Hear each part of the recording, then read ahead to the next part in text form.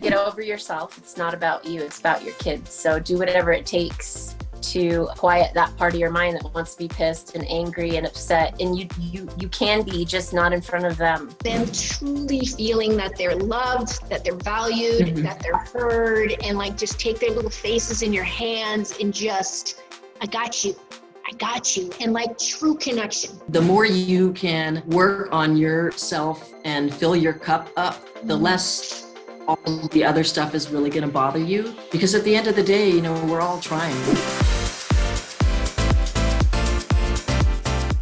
If you were to give 3 tips for women, men that are, you know, they're about to embark on co-parenting journey, what would your 3 top tips be for them? Mine would be get over yourself. It's not about you, it's about your kids. So do whatever it takes to quiet that part of your mind that wants to be pissed and angry and upset. And you can be, just not in front of them.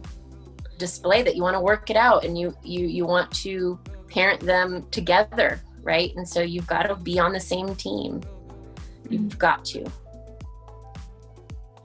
Absolutely have them on a schedule. Seriously, to this day, all of my kids, like, they're grown. The youngest is 19 and she always needs like a schedule, because that's how she gets stuff done. That's how they feel like they've accomplished stuff. So if they're still in school, you know, don't interrupt that, especially if you guys are separated. They get to have that consistency because they're already going through a slew of emotions. So the better the schedule, and maybe it's the same at both houses, and they get to know that you guys are united in everything, you know, because the minute they see that little crack, they'll go after it. And then the third would be talk to them about your feelings. Like, I didn't hide anything from them. They saw when I was at my worst, and they saw when I was at my best. And after I had my emotion, I would sit them down and say, I don't want you guys to worry about this. Like, I'm just sad, and here's why I'm sad. Or I'm mad, and here's why I'm mad. Or I'm happy because today we had a freaking awesome day, you know, where your dad didn't take the car from me and I could take you to school. Like, I don't know. Wait, you had to tell that story. You had to tell that freaking story. Oh man. Well, you know, when people lose control of a situation, they like to lash out. And so that was my ex's, is he wanted me to come back home. And it had been like 3 weeks and I wasn't coming back home. And he would sneak over in the middle of the night at my mom's house and steal my Suburban so I couldn't take the kids to school in the morning. And he did that for about 3 weeks. And finally, I was like, you know what? You have no control over me. Take your car and shove it up your ass, and I'm going to go get my van. And I did. And Tess was the name of the Tess. van. Yes, you did. Yes, you did. And Tess took care of us, and she was amazing. And, you know, but going through it, of course, it didn't feel that great. But now I'm like, wow, I needed to learn that. I needed to go through that, you know? So good stuff. Let's get through it. Good stuff. Alicia. For me, I had to learn how to set boundaries, right? Because my ex-husband still kind of saw me as that overgiving, loving person. And so with that comes, you know, the ability to still have me do a lot of things that it wasn't my job to do. And so being able to articulate that things have to be fair has taken me a while to learn. The other thing is when our kids would get in trouble and they would have electronics taken at Dad's house, we made sure that they were taken at my house too, because it would be, you know, it wouldn't do any good if there's discipline going on in one house and not on the other house. You know, we tried to maintain the same two households, although I'm a lot more relaxed as far as certain things go. So that's really been helpful for me. And then the last one, you know, the more you can work on yourself and fill your cup up, the less all the other stuff is really going to bother you. Because at the end of the day, you know, we're all trying our best to make it through this life. And so I feel like if you can give them a little bit of compassion and understanding, you know, at the end of the day, it's your kids, you know, you want them to turn out well. So got to do everything you can. So. Yeah. Oh, yeah. It's good shit, guys. It's good shit. I know for me. Stuff. So that is some good stuff. You said shit, and I'm like, that's good stuff. So I know for me, the top three were one, Alicia, when you're saying, you know, make sure that your cup is full, like go to therapy, go do transformational training or leadership training, go constantly working on yourself, because it's peeling away the layers like an onion of those things that, you know, what do they always say? Like, we're basically as adults living out our 0 to 7 and healing all of that, right? So I'm a big advocate of just constantly working on yourself. Number two, and I think we mentioned this, just don't talk shit and don't put your kids in the middle of it. Go straight to them and don't use them as a piece on your chessboard. And for sure, don't talk shit, because it does affect them. You know, they love both parents.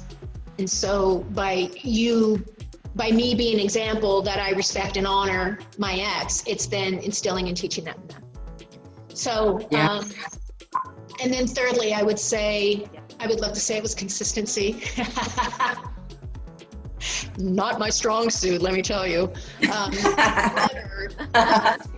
Where I make up for that is them truly feeling that they're loved, that they're valued, that they're heard, and like just take their little faces in your hands and just, I got you. And like true connection, right? Like what my top love language is time. So sometimes I fall into like, but we're spending time together, we're okay. It's like, no. I need to connect in with you. I need to connect in with my kids. It's not so much time, it's the quality of the time. So for all those busy parents out there, it just takes that connection that is so deep and so real that will make up for, you know, if you're working 10 hours a day. And give yourself a break. Because if you are working 10 hours a day, you're just doing what you need to do. So if you got an hour with your kid, make that hour, you know, feel like it's a whole day. Yeah. Is there anything? I'm so glad that you said that, honestly. So interesting for me, because I was cutting hair, like literally the month I got divorced, I started cutting hair at a men's salon, and I would have guys come in and that were product of divorce. And so I did almost like an interview process with them, with these kids that grew up in this environment. And I said, what were the things they did wrong? What were the things that they did right? And the parents that threw money at their kid, buy this, buy that, you know, they basically felt like they were bought off. However, the parents that went and took their kids to the park and did things like you said, listen, be present, meal times, really listen to them. That's the best gift I think that you can give your kid personally. So, yeah. Absolutely. For us, it was, you know, we had family dinners at least. Well, when they were younger, it was every night. But as they got older, we just made sure there was plenty of family dinners where there was no phones and just truly connecting. Now, to this day, like sometimes they'll say, Mom, you know, I go to so-and-so's house and everyone's on their phone. He's like, I didn't realize how important that was until now when I saw that. And I'm like, yeah. Because we truly do connect when we sit down. Anybody can come to our house. For sure. About connection. And I know, you know, the three of us we're in this kind of realm anyways, where like true connection, like it is soul to soul, heart to heart. So we like to say belly to belly, pee-pee to pee-pee kind of hugs. I remember that. Pee-pee to pee-pee hugs. Yes. So I love you. Thank you so much for sharing. Thank you so much for just coming on, and because I think it's such an important topic, and that we get to grow and we get to learn from each other, because it takes a community, it takes a village, right? So I love both of you immensely. Thank you very much. Is there anything else you'd like to say before we go? I'm really happy with the tips, because, you know, 3 different perspectives. It's amazing that you threw this together. Really appreciate you, Terry, for putting. Yeah, absolutely, Terry. I love you. Love you. You're an amazing mom. You're an amazing mom. Thanks, babes. Yes. Yeah. Well, on that, isn't that the one thing? Like, if you're going to say anything, the fact when you're like, wow, you're a really kick-ass killer mom, like, that's like the best thing ever, thank you. Because that insecurity, like, oh my God, I'm going to fuck up my kids. I'm going to do something wrong. And they're going to end up and be like, whatever. And so to hear that, you know, that feedback from each other, like, baby, you're doing great. Look at your kids based on results. What's you're doing is working based on results. Yeah. Great job, ladies. Great Yes. job, Alicia. All right. Ladies. Love you. Bye. Bye.